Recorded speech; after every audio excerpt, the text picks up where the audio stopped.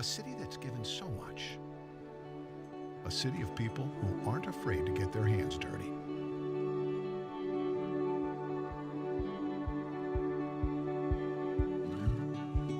A city of makers, entrepreneurs, musicians, artists. A city of laughter, memories, and people who will welcome others in with a cup of heartwarming handmade coffee. A city of people, young and old, working together. People who explore, live, and grow together. But what makes this place special? Being listed year after year as one of the best places to raise a family. Maybe because we have a community recognized for its safe neighborhoods and revered for its low unemployment. A city where adventure is everywhere you look, where you can pioneer your own story. We've opened a new page to write on for the generations ahead. Welcome to Bismarck. Come write your story.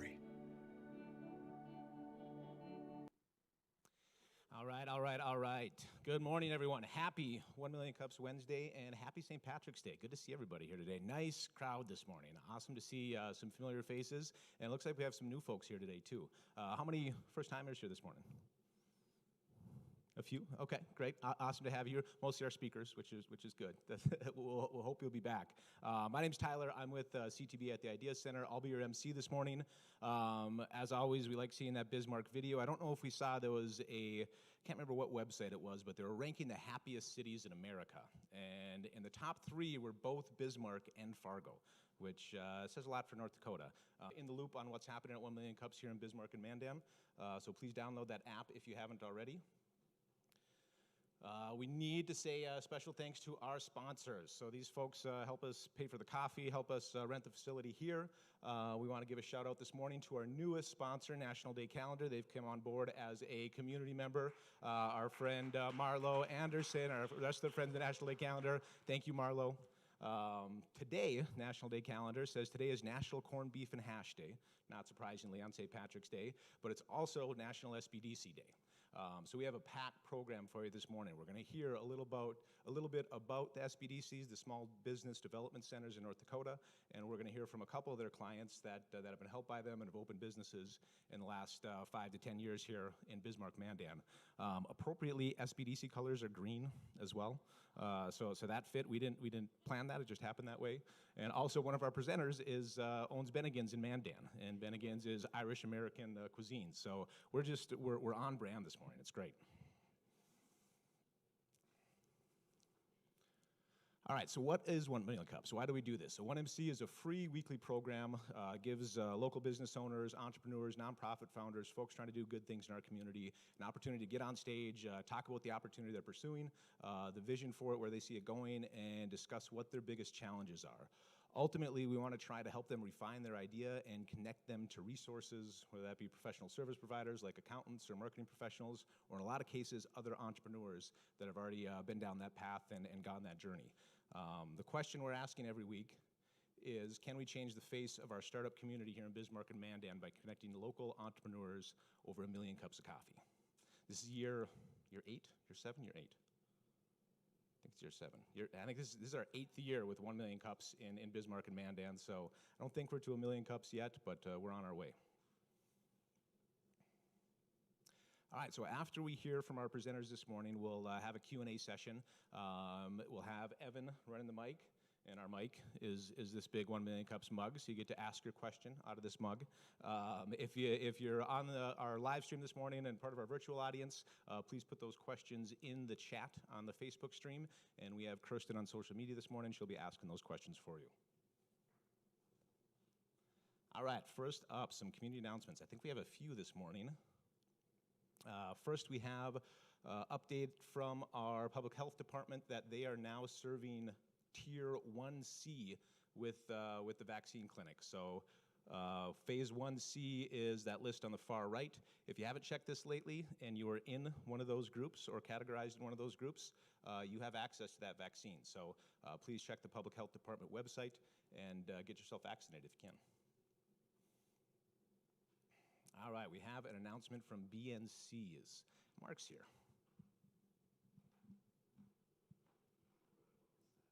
What's that? We're going to do announcements from the other side today. Hello, everybody. I'm Mark Mingy from BNC National Bank, and 5 years ago we opened up our Sunrise branch, and we're going to have a community get-together tomorrow, 4:30 to 7.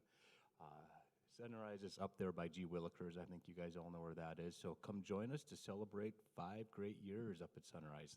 Thank you. Awesome. Thank you, Mark. What else? Our friends at the Women's Business Center. If Kirsten's going to make this one. Hello, everybody. Good morning. Thanks for watching 1 Million Cups and coming in person. It's so good to see you guys. Okay, so the 25th and the 26th, we've got programs going on. The 25th is our Leading Ladies Luncheon. There's only one more day to get your tickets, so grab that, bring a friend, come on down. We're going to have a luncheon interview of 5 women who are making an impact in the history of our state, and just talk about the great things that they've done and the ways that they've gotten through their challenges. Every year it's very inspirational. We're very proud of them. Okay, and then Core Women is coming up. It's a networking opportunity for women. Again, bring a friend and come on down to the Paddle Trap in Mandan. Thank you. Thank you, Kirsten. Hi, 2021 Mandan Business Pitch Challenge. So this is year 3 that the city of Mandan has put this Business Pitch Challenge on. They ask newer businesses to apply, and 4 finalists are chosen from that pool of applicants. They put together a pitch which they will present on March 24th to a group of expert panelists. That panel will decide who the winner of this business pitch competition is. They get a really nice prize package. One of the pieces in that is a $10,000 forgivable loan from the Mandan Growth Fund. So if you like hearing about businesses like we all do in this room, this would be another great event for you to get to. You can register by March 19th, cityofmandan.com/register, or just Google it. March 24th at the Baymont. Doors open at 5, I believe, and pitches start at 6. So please check that out and support our friends in Mandan if you can.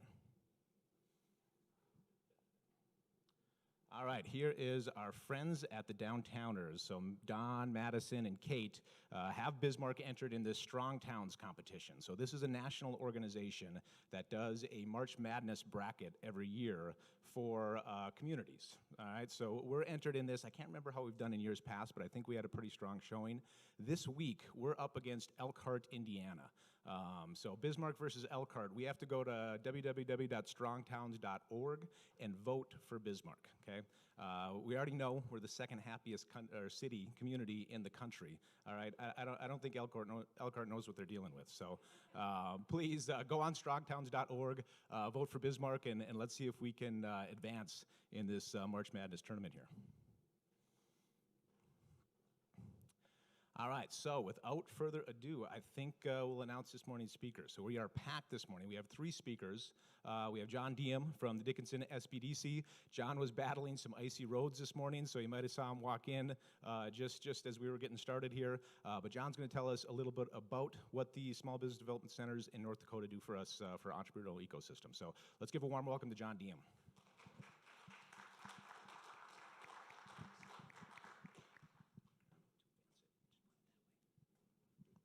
Good morning. I'm John Diem. I like Tyler said, I just drove in from Dickinson, and so I'm honored to join you. This is my first 1 Million Cups, and the reading and preparing for it. It's a really cool idea. So I hope to either come back or propagate the idea where I am in the western part of the state. May I ask how many people, get a show of hands, are familiar with the SBDC, just so I'm not repeating things you already know. So I'd say a good heavy third, maybe half. So great, and like Tyler said, today is National SBDC Day. And again, thanks for having us. And I should mention, they brought me here from Dickinson to fill in the lady that's been taking care of it for the last couple of decades, Nancy, just came off of some medical leave and immediately put in for her retirement. So she's transitioning out of this position. We don't know who the next person locally will be, but it's been very well represented, and they always put high quality staff in this position. So what is SBDC? It stands for the Small Business Development Center. And among other things, we're here to support. So I don't want to take up too much time because you're here to meet with the entrepreneurs who are actually starting the small businesses. But we like to be quietly in the background helping those folks get started. So we have a specialized group of expertise. We're 9 centers across the state in the major towns, Dickinson being one of the smaller ones where we are represented. And so through that network, individually, we help with a broad group of topics to the entrepreneur, the person starting the business, or the group starting the business. But individually, again, across the state with that network, we have different strengths ranging from marketing to really strong analytics, market data, feasibility, things like that. So, like I just said, the feasibility analysis, startup logistics, business plan development. One of our primary and our gold features is running the financials, doing the pro formas. So, among other things, as you're seeking that startup capital, whether it's through grants or loans, helping you develop that business plan and get those numbers in place so that it's a strong proposition to present to whoever the funding source is. And even if you're not presenting it to a funding source and you have enough money on your own or capital, just to make sure you're not missing any gaps in that entire business plan. So not only for startups, but for existing businesses. So when you're ready to make the next step, go bigger, go larger, we can help with that as well. So that's not as much, but it's certainly a big part of what we do. And then transitioning out when you're currently, if you're getting towards the end of this phase and you want to pass it along to the next, to a purchasing group or another individual, we can help with that transition as well. Again, collecting that information, put it in a concise form, whether going for financing or simply proving the point and the business plan. Our timing and the skill sets that we represent are very timely. I feel like we're at the tip of the spear in many ways as we navigate through this pandemic and the challenges and the fallout therein. So our 4 R's is recovery, reopen, reinvent, and be resilient. We can be your source on many of the funding sources coming through the federal government as well as the state government opportunities through commerce. So we've heard of the PPP and EIDL loans and HERD grants and whatnot. We're a great source to help point a person in the right direction. You won't sit down and do the applications. We're not the funding source, but we're knowledgeable on where to go to get the information and to prepare and get that support. So again, a third of the room, it looks like, has some experience or knowledge of us. We ask that you spread the word that we're out there. We're a free, confidential service. It blows my mind. Before I came on board, I didn't know about the SBDC. And we could think of it almost as an incubator insofar as people come in with their new idea. Some are tire kicking, some are ready to rock and roll and really jump into it. Anything from a single ma-pa, very small operation to multi-million-dollar heavy lifts moving forward. So it's an exciting position. I love it. It's pretty wild, the people I get to meet, the ideas, the creativity, the resilience in our western part of the state with the struggles, again, for the last 12 months now with the pandemic and watching how people are pivoting and adjusting. It's been really, we shouldn't be surprised, right? Living here in the prairies where 30 below zero, you want to talk about resilience. So it goes beyond our tough skin and our ability to handle the ice and the cold, to maintain a vibrant business community and keep that balance sheet right. It's been really fun, frankly, to watch the creativity in the difficult times and what's come out of it and how we've changed obviously we've gotten used to the Zoom, but the DoorDash and some of the different restaurant ideas that are now taking off and actually thriving when they're saying we're going to shutter the doors. So to watch how we've pivoted, adjusted, and adapted so quickly is pretty wild, frankly. This is our contact information. I would put up on there the local contact, but we don't know yet who that will be at the end of the month, but know that you'll be served well. And in the meantime, the lead center is based down of Grand Forks, and they literally do the call handling. So simply visit our website, and you'll be directed to a center closest to you, and so there will be no gaps in the service to your area. Thank you. All right, let's hear it for John. Thank you, John. All right, our next speaker is the owner of Bennigan's in Mandan. So Mandan Bennigan's just celebrated their 3rd birthday, I believe, or close to it. August we will. Yeah, we got Rob Knoll from the Mandan Bennigan's.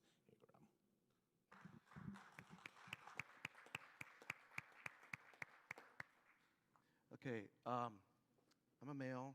We can't do 2 things at once, so we'll see how this works. But it is a remote, so I should be kind of comfortable. First of all, happy St. Patty's Day. And in 6 months, it'll be Monte Cristo Day, which is one of our biggest celebrated sandwiches at Bennigan's. And happy SBDC Day. My name is Rob Knoll. Like I said, I'm one of the co-owners of Mandan. Our other owner, Bennigan's, and the other owner is Monty Stein. I'm going to talk about why we opened a restaurant in Mandan, why we picked Bennigan's, and why a franchise, and some of the challenges we have facing. But why Mandan? First of all, at the time there were no full-service franchise restaurants in Mandan.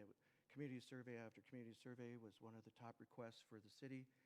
The city did a demand analysis and showed that about $10 million of lost restaurant revenue was leaving the city. And so that kind of proof alone that there was a market and a need. And we also had a site that we kind of located that we thought was a real good site off the interstate. One of the few things that Bennigan's required was right off the interstate. We're maybe a block and a half off, but that was as close as we could get.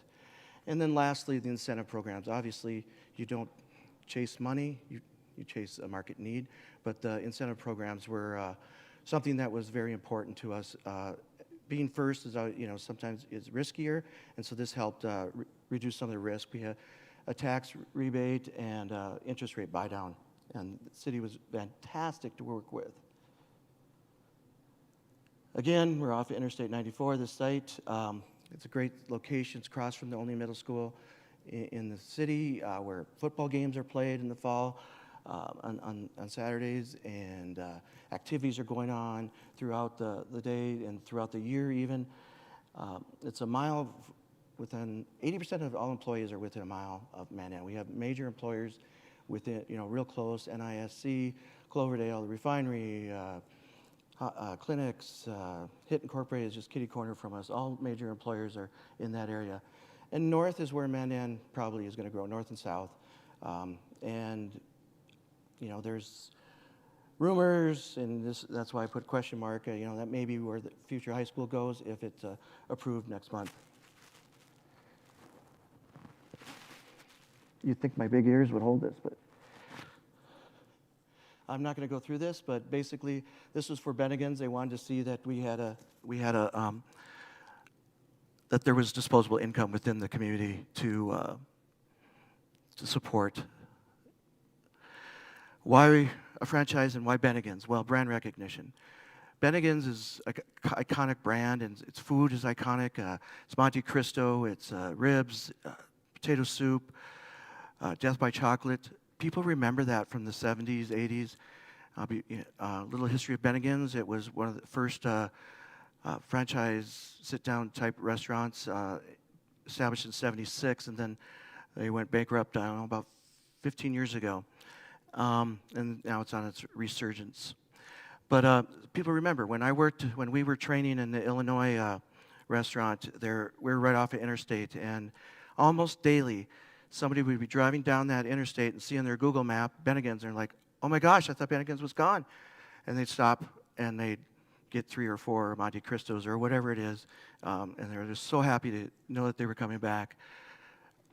With franchise came operational resources, basically plug and play. They have their supplier set, they have, the prototype is set as a building, contracts are negotiated, all that kind of stuff. In an independent restaurant, you have to have your menu together, you have to have everything in place, and this was just basically an easier process. And what we liked about Bennigan's is their menu is a proven menu, like I said, iconic food items made from scratch. About 90% of our food is made from scratch. Our croutons, our ranch dressing, you don't see that in a lot of restaurants. It costs us a lot more as far as labor, but that's very, very important to Bennigan's. And in peer support, we have other Bennigan's to talk to. What works for them, what promotions are they doing that we can copy. And training. When you open a restaurant, you get 1, 2, 3 times before you make mistakes, they're not going to come back, right? Well, if you're trained right in the beginning, you're going to do a lot better. And as owners, we were there 2 weeks, but our 3 managers were there for 3 months training in Illinois. They were very, very, very picky about that. They learned everything you can imagine. And they were very happy to be back, but it worked out pretty good. Like I said, suppliers, things are negotiated. You get more bulk type pricing when you're a franchise. You have a marketing team to help you out with promotions. And you have an online ordering system. This was particularly important during COVID when it started. You saw that franchises were easier to adapt with their online ordering than more independent restaurants. And then success rate. I've read things differently that, our independent restaurants, are they more apt to go under or success rate higher with franchises? Typically they are, because it's a proven model, right? It's a proven market. I'm not going to go through these, but basically, if you want local control, don't be a franchise. And, we want to add a menu item. We have to send the recipe to Dallas. They make it, and they decide whether we can serve it or not, or they'll change it or whatever. I'm going to skip that one as well. And for time basically initial responsibility of franchise, you're lower, independent. You have to come up with all your plan, your menu, how you're going to, your processes, your systems, everything. Creative control. Franchisee, you really don't have any. Bennigan's is a little bit better because they're smaller, so you get a little bit more control. Again, why Bennigan's? I told you about brand reputation. Franchise fees were very reasonable at $50,000. It's a proven menu, like I said, made from scratch food. And the ownership, we know the owners of Bennigan's. Bennigan's, when it was in bankruptcy, they hired a guy named Paul Mangiamelli to bring it out of bankruptcy. And he fell in love with the company, and him and his wife, Gwen, bought it. Well, Gwen's from Mandan. Gwen graduated a year before me. She's a really good friend of my sister-in-law's. They grew up across the street. Gwen's mom taught my son kindergarten. Our dog impregnated their dog. I mean, so it goes there's everything there, So we felt very comfortable with them. It's true. Of course, our dog impregnated almost every dog in town, but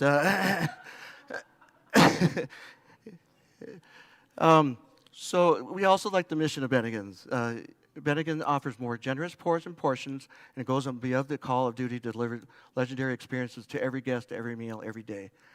One one of the biggest complaints we got when we first opened was our portions were too large. Like, what? Take it home then. Hello. But we have an older clientele too, more than most places. So I think that was part of it. Some pictures of our food, and I'll show you a couple more close up in our drinks. We have like I said, signature items that people remember. Our burger, for instance, just last week, I think the guy was from Florida. He posted on Facebook, of all the places in the world I've been, this is the best burger I've ever eaten in my life in Mandan, North Dakota.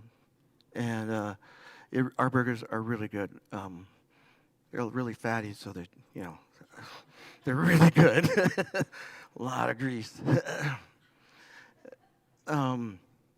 Like again, I talk about generous portions, value priced. And our drinks, we have a couple that work out of our Dallas office, married couple, and they spend their weekends and evenings mixing up different cocktails and trying to come up with some different drinks, and they do some really, really creative things and very tasty. Not that I've drank any of them before, but I've heard that. This is a picture of our building. This is the first prototype from new construction. You see on the right, that little part after the sign, that's our patio room, we call it. It has 3 garage doors, and I'll show you that. But you can see a little bit there, but this is our grand opening. We actually had the Mandan High School band march up the street around the building to welcome us to the community. So that was pretty dang cool. Somebody has a cast, that's me. I broke my hand right before, but I did put it in green. I did get a green cast. If you see the pictures on the right, that's our patio room. Rented for parties, Christmas parties, things like that. And the garage doors open, there's screens that bring the outdoor in, and then that door in the end is now an outdoor patio thanks to HERG or IDLE, I don't remember which one, grant from the state. This is a picture of our Monte Cristo. See the portion size of that? That is a dessert in a meal. It is so tasty, but you can feel your arteries clogging as you eat it, but it's so dang good. You have to have one. You really have to try it. Ours is the best. And then this is our Big Irish. It's a double stack burger with a big steak knife through it. You can get any of our burgers in the Big Irish form. Well, it's SBDC day, right? Since Nancy is retiring, I don't have to really kiss butt. So, no, she was fantastic to work with. She was brutally honest sometimes, which we needed, right? We all think this is going to work fantastically and be so easy, and it isn't. And she was, I think I made her do 10 projection, made her do them, and we laughed about it. But she had historical costs of restaurants that, that were helpful. She had, other things that she, we're missing this, or we got that too high, or we have that too low. So that was very, very helpful. And we were pretty good on the sales projections. But hey, we opened 2.5 years ago. We had 6 months of fantastic way over projections, and then highway construction for 7 months. And then we had 3 months of good, starting to get back up, and then this COVID thing happened. I don't know if you've heard about it. It hasn't been in the news very much, but so whatever our future and our challenges, COVID.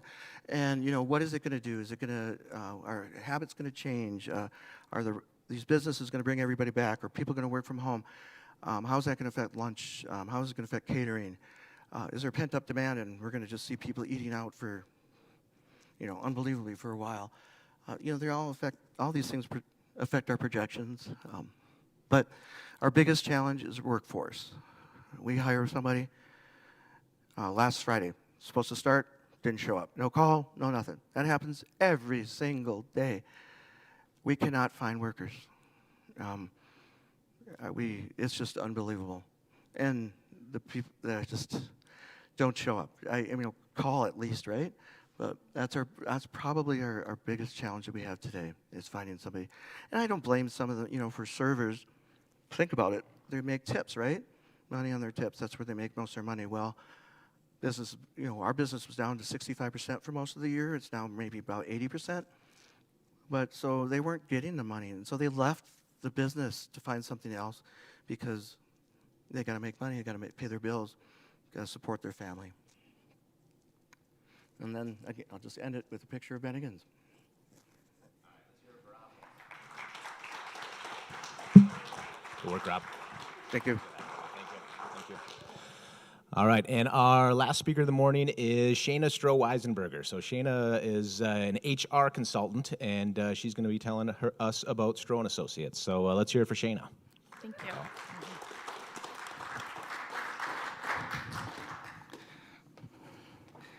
All right, good morning. Thank you so much for having me. I appreciate the opportunity to speak to 1 Million Cups. I am guilty of never being here again, but I promise I will return. As you all know who you have been entrepreneurs, or it gets busy, and I try to do my best, but I definitely think this is a great venue to connect with fellow entrepreneurs.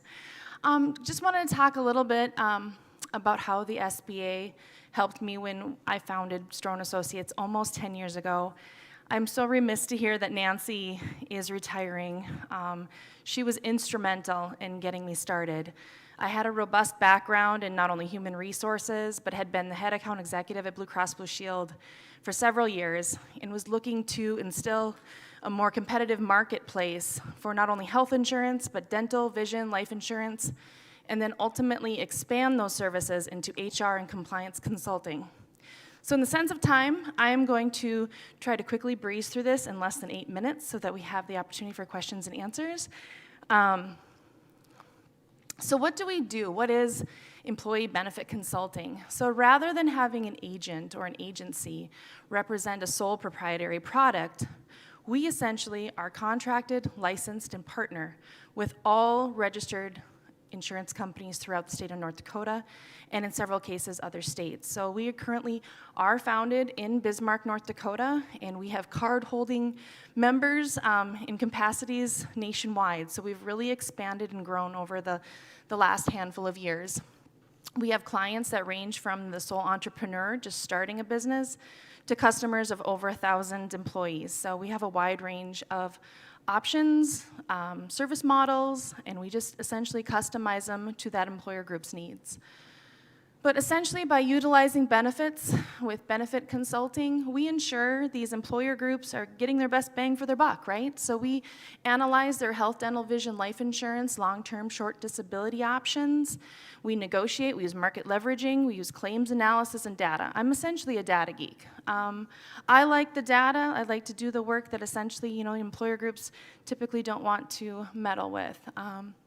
We also provide human resources support. Many of my employer groups, mid-market, especially in North Dakota, don't have the resources of an HR team or a legal team to reach out to. My company's grown to the point where we do have an HR back room. We have our own analytics team, our own underwriters, as well as our all-encompassing compliance group. And we continually are keeping our employer groups updated on information that's pertinent to them. Assisting companies ensuring compliance, both from the political spectrum as well as just federal government in general. The Affordable Care Act, Department of Labor, ERISA, EBSA, COBRA, and OSHA. All hot topics, all have high fines if you're not in compliance. We assist our employer groups with that kind of education and resources to keep them abreast of that information.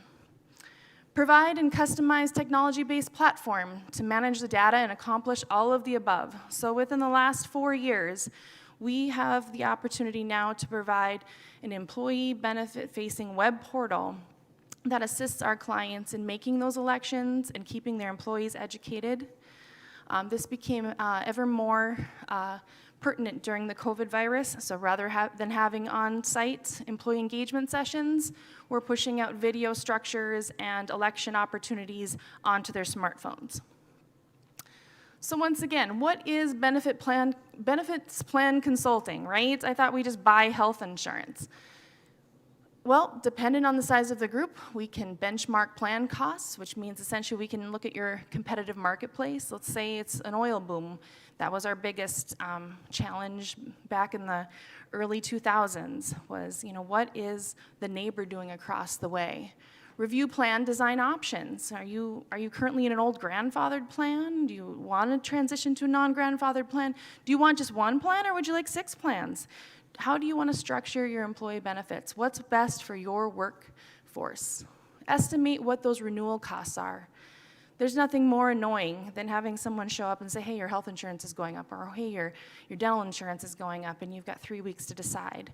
We do mid-year renewal projections for many of our clients to help them budget, especially if they're on a fixed budget, or maybe they are looking at these PPP grants and so forth. We assist in all of that.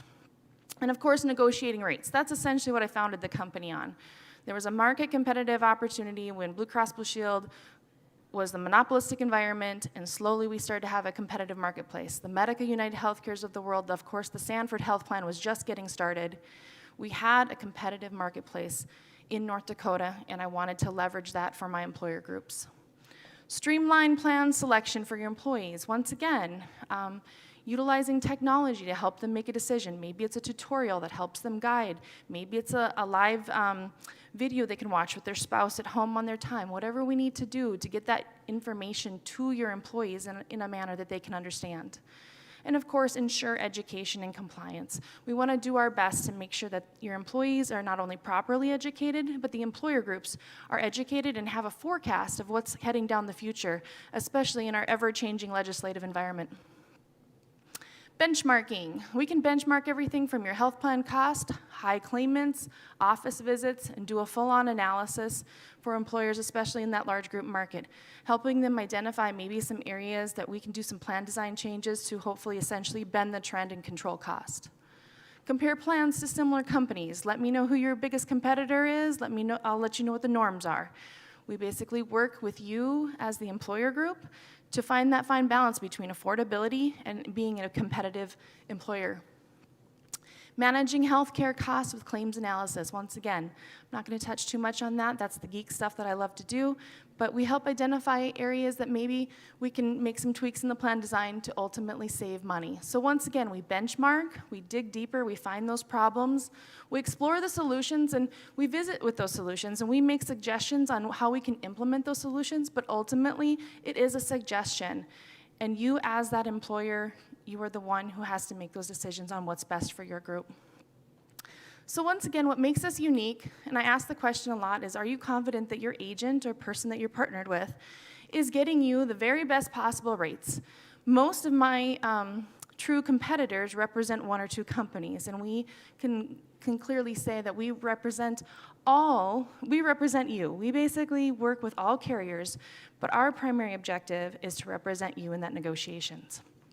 We have our own underwriters, as I'd mentioned, so we come to the table and we indicate what a fair price for that product should be, and we use that along with the market leveraging to ensure that we get the best cost price for you. We hear a lot that human resources departments or office managers are overwhelmed.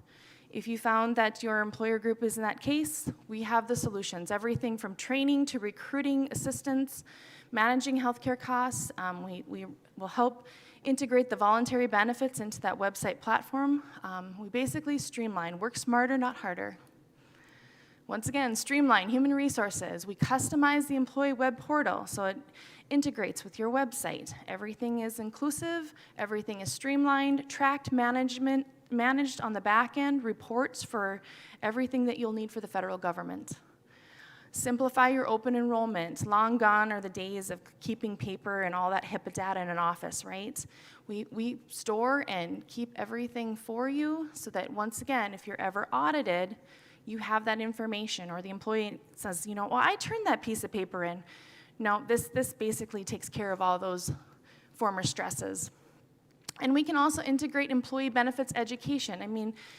Employee benefits are one of the largest expenditures for employer groups.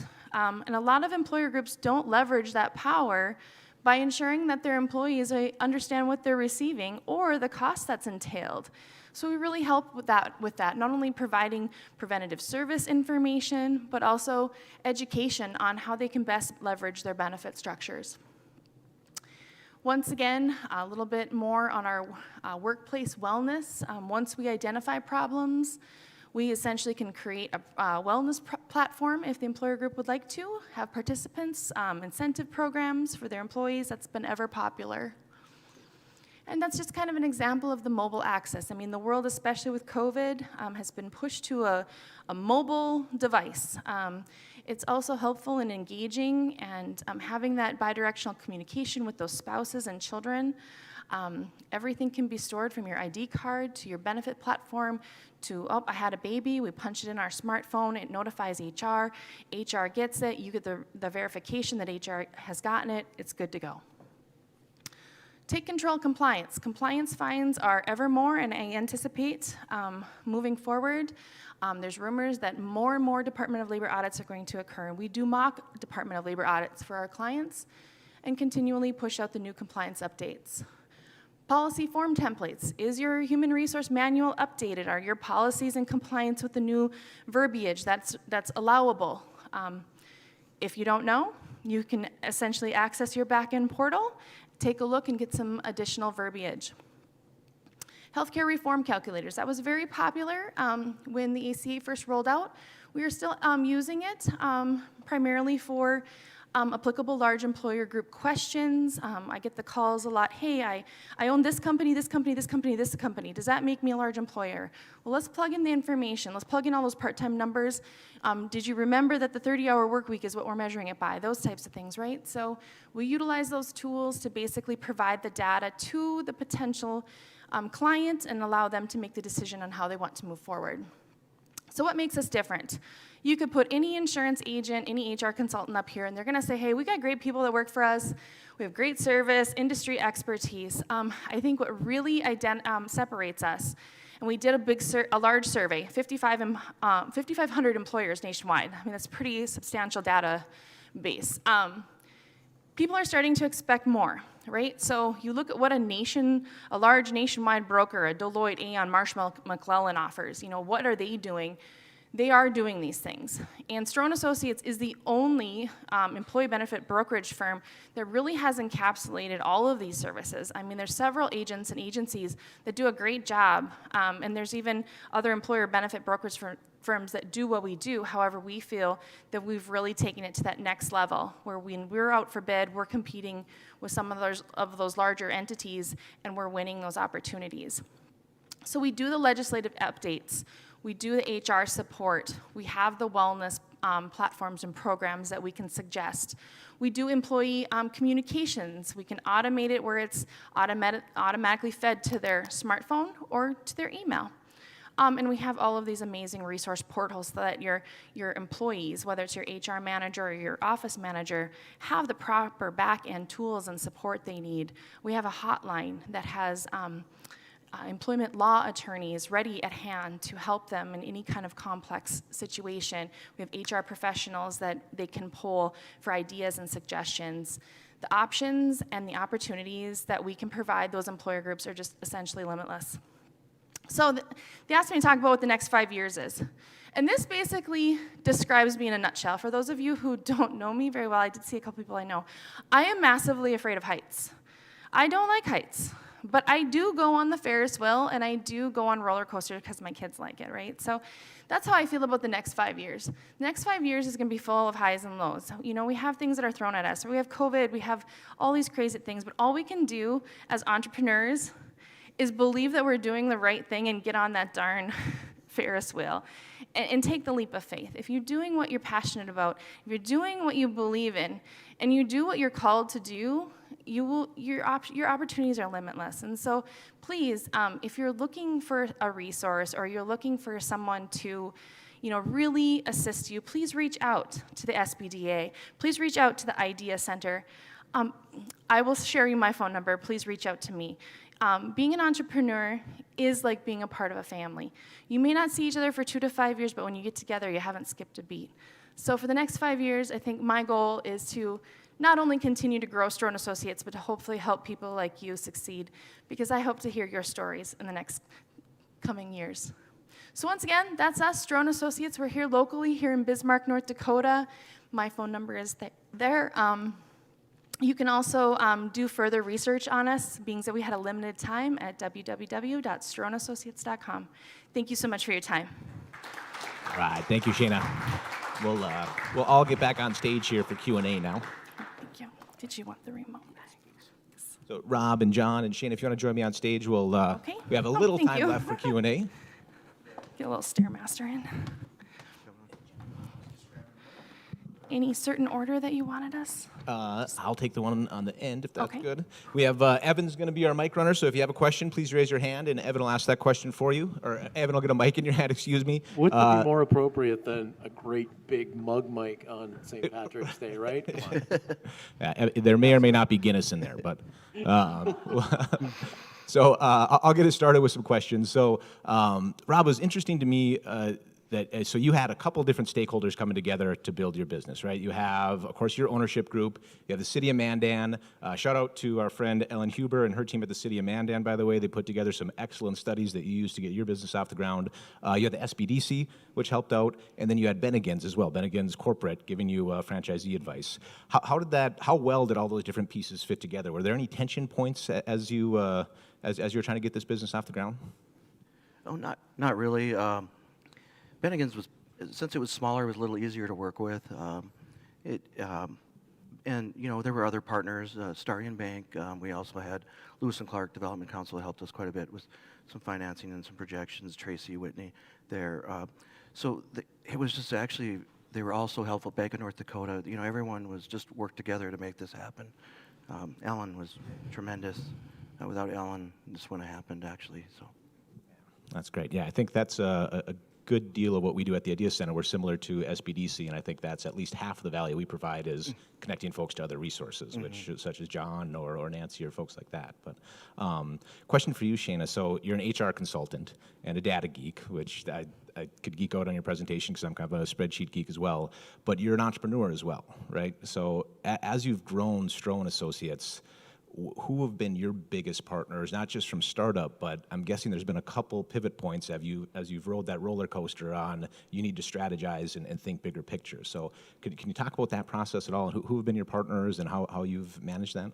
Yes, absolutely. So I'm almost envious of you, Rob, in the sense that you had kind of this, strategy ahead of you, and you had plan, and you had partnerships. I was kind of running solo for a long time when I came up with the idea. However, I initially had proposed the idea to the Idea Center, and I was pleasantly surprised. Julie Coonan was working there at the time, and she's like, why hasn't someone done this? I think this is a fabulous idea. So that was kind of the first, hey, I'm not crazy. Before I leave this good job and all my insurance and benefits and leverage my house as collateral, maybe this could work. So I started with the Idea Center, which I think should be everyone's first stop.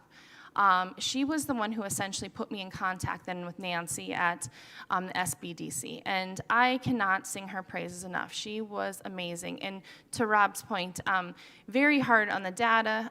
Unlike a restaurant business where there was existing data, I was in a unique situation that this was truly a new business idea. And especially since North Dakota had historically had 98% participation with Blue Cross Blue Shield, and I worked for them. I had the easy job at the time, right? And here we have these other insurance companies now coming and trying to vie for that business and how successful that would be. And I'll be honest with you, before meeting with the SBDC and the Idea Center, I had been turned down by 7 banks. And I had equity in my home. We had good positions. My husband and I had good jobs. But they just really did not believe in me. And it was a combination of the Idea Center and people that worked there that were able to get me an interview. I'm going to give a plug to Starian Bank as well, to, at the time, Tim Karski, who was working there. And he said, I think this is amazing, and I'm prepared to help you get whatever resources you need. I wasn't looking for an inordinate amount of money, but I was planning on starting an office in Dickinson and in Bismarck, as well as taking some of the staff that I had previously worked with, so some salary dollars. And with Nancy's help developing that business plan, you know, those projections take a while to start having a profit and having that cash flow. And so I needed that initial loan to try to help ensure that I'm asking my friends and colleagues to come work for me, that I can deliver on my promise. And so I just, once again, Nancy and the Idea Center definitely gave me the confidence, as well as getting to know other entrepreneurs who had that Ferris wheel feeling, that leap of faith, and knowing that they had done it and that they had developed a company that they felt called to do, passionate about, and had ultimately, too, given them the family life balance that they had wanted. So. Yeah, that's, I think, one of the most common themes we see with successful entrepreneurs is a lot of them have a good, hard technical skill set, but the most common skill set that they have is relationship building and the ability to show up and connect. And I think both of you certainly have that. But I think Cody has a question here. Sheyna, I just have a quick question.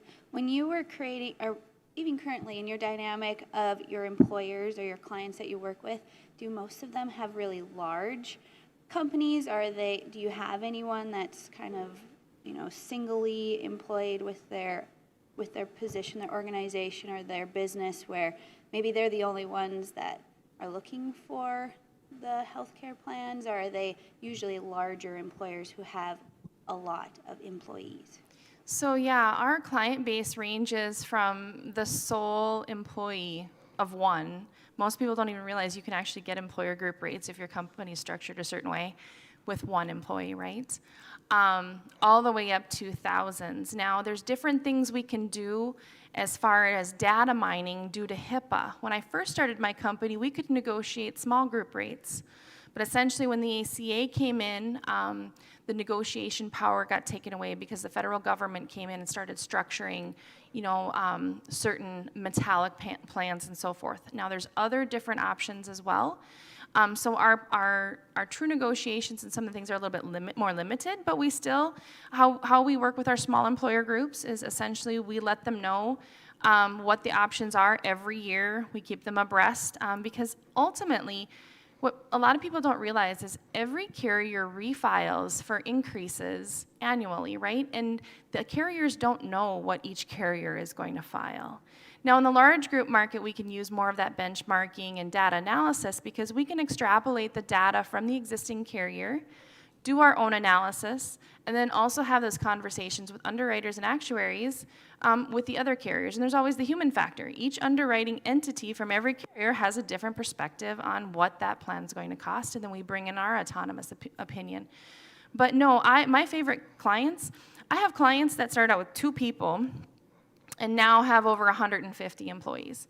Now that relationship is so solidified. I am basically a back-end HR support to them, and it gives me just great joy to be able to be a small part of their success. So I actually do really personally, selfishly enjoy kind of just plugging myself in those entrepreneurial moments and then, you know, celebrating those mile markers as they grow. That's interesting. Healthcare is, like, we can understand supply and demand and typical economics, but then you start talking healthcare costs, insurance, and it's like you're entering this 5th dimension of economics that makes 0 sense. So it's an important service you provide. But, thank you. Mark, question here. Not so much a question, but more of a statement. I've been working in banking for about 9 years, and I can't tell you how many people have come and they've got the passion, they've got the drive to do their business, but they have no clue how to do financials and how to do a business plan. And John and SBDC, I've sent so many people over to Nancy. And if you're interested in pursuing your ideas and you want to go to a bank, the number one thing is you have to have a business plan. And SBDC does such a good job. I interned with the SBDC back in 1993 in Fargo, so they've been around for a long time. They know what they're doing. So just a plug to the entire SBDC crew. If you're an entrepreneur and you want the resources, the best place to start is there because you're not going to get very far. Like like Stroh and Associates did. They didn't get very far until they had the financial data behind them. So just encourage everybody to use the resources. They're free. Absolutely. Yeah, thanks, Mark. I think the SBDC definitely does, especially with the pro forma, they do a phenomenal job on working out the financial model and the financial projections. But, John, you want to comment on that at all? Well, thank you. And you're right. It's obvious. It's the financials, those first 7 pages that the banker sits down and takes a look at. But it's backed up by another 20 pages of all the supporting documentation and the projections. But then beyond that, the greater business plan, just for the entrepreneur starting it, is making sure you're not missing any gaps. The HR piece, the marketing piece. I mean, all of these are big topics and can take a lot of time and go really deep into. Like you said, more often than not, there's a person with a passion and technically really solid, but it's a rare bird that gets it all the first time through. I don't think that's really humanly possible to get it all. So to have that, it's a repeatable process, really. It's adaptable, but there's check marks in these processes, and just that's one of the things we can do. We're not experts in all of it either, but we can at least have that conversation of those check marks, those different major categories that you need to be addressing. But thank you for the plug. All right. Well, I think we ran our Q&A a little short today, but we're up against 10 o'clock, and I'm going to pass it over to Evan for our last question of the morning. All right. Well, thank you, Tyler, and thank you guys for all being here today. And again, I think we could spend another hour. I've got a lot of questions that I didn't even get to ask. But the last question we always like to ask, and I would like each of you to touch on this, is what can we as the Bismarck Mandan 1 Million Cups community do to support you? Start that in. My answer's easy. So I started this venture at the beginning of a market competitive environment for the health world almost 10 years ago. Now that full marketplace is established, we have tons of outside brokers from Salt Lake City to Minneapolis to New York to Chicago coming in because the market's ready to be poached, essentially. So the best way that you can support me and actually even other agents and agencies is to shop local. When I try to look at my Christmas gifts and my birthday gifts, I am very intentional about shopping the boutiques downtown or the mall or resources locally. And I think a lot of times people don't realize that in the business service world as well, that's equitably as important, because ultimately we're your neighbor, we're the person that you see at church. If you can support local, that would be invaluable. John? I would ditto that, but more specifically, I think a huge challenge is reaching the audience. And I don't know what the answer is, but as we transition from printed material and we have the age gaps, I'm probably at that end where not as comfortable with the electronics, and I'm not on all the different social platforms. How do we reach the different demographics? And I think that's a huge challenge that lays in front of us. That's one of the questions I'm asked constantly as far as marketing. How do I make people aware that my service exists, whether it's a mechanic shop or a bakery or whatever? How do we reach those people where they are?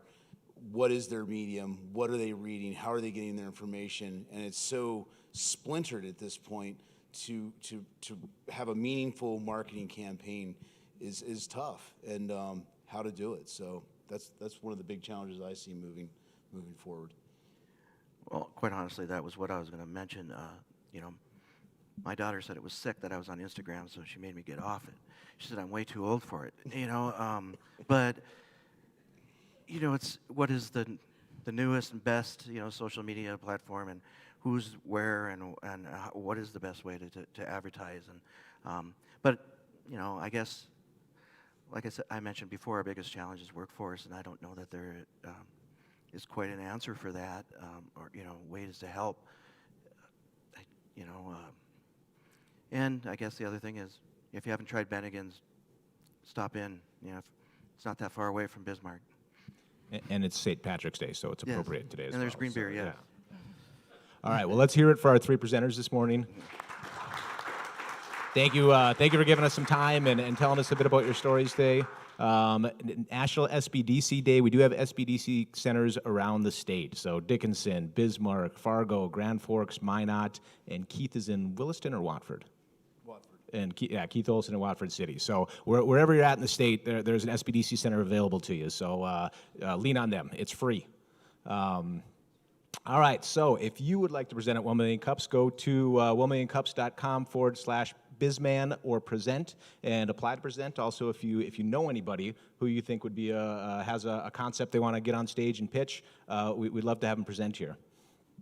What's coming up next year at 1 Million Cups? So next week we have a workforce and career path innovation panel. So we'll have a speaker that spoke in 2019, Golden Path Solutions from Fargo, and then some folks from Bismarck Public Schools talking about their innovation pathway program that they've recently launched. After that, March 31st, we'll have some of the Mandan business pitch finalists on stage to give their pitch for 1 Million Cups community. And then on April 7th, we will get an update from our Bisman Community Food Co-op just down the street here. So that is all we have this morning, gang. Everybody have a great rest of the week. Thank you for joining us.